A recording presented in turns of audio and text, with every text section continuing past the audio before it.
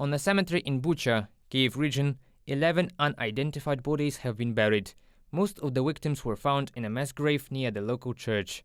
The pathologists could not determine the cause of death of many of the dead.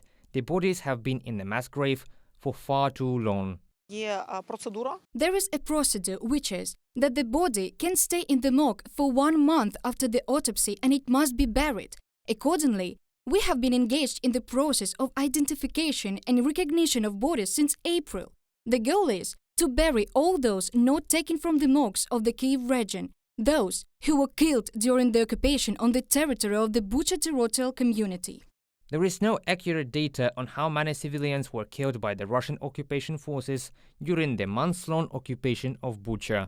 Law enforcement officers are still finding graves on the outskirts of the city. Over the past 2 weeks, several buried people were exhumed. In total, we collected 458 bodies. How do we know these numbers? We took the databases of the morgues and understand how many bodies went through the autopsy procedure. 458. Of them, we found 419, according to the data provided to us by the morgues, when the death is connected with the action of the Russian Federation. Therefore, we are talking about 419 victims of Russians in the territory of the Bucha territorial community. Another victim of the Russian military was identified by relatives. It is the 12th of them. The victim was a 37-year-old man. His relatives left Bucha in the first days of the war, but he decided to stay.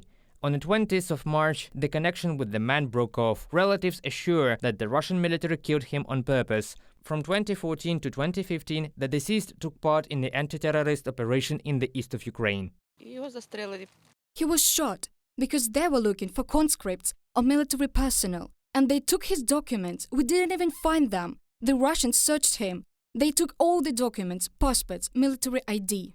According to relatives, neighbors saw the Russian military taking the deceased out of the house. He was shot in the head and his body was left on the street. First of all, we did not know where the body was, because I was told that 67 bodies were dug up on the territory of the church. They were buried there. The Russian occupiers allowed it. They dug a hole there and buried them there.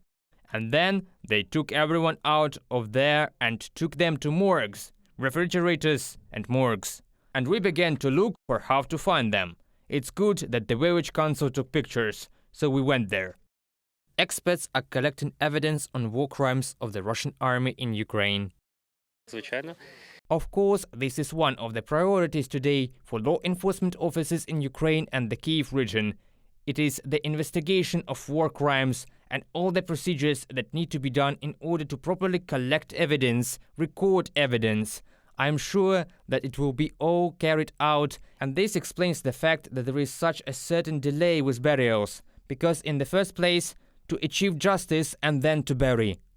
Data on the DNA of the killed, whose names are unknown, are being kept by law enforcement officers. If relatives are found, they will be able to rebury or put a nameplate.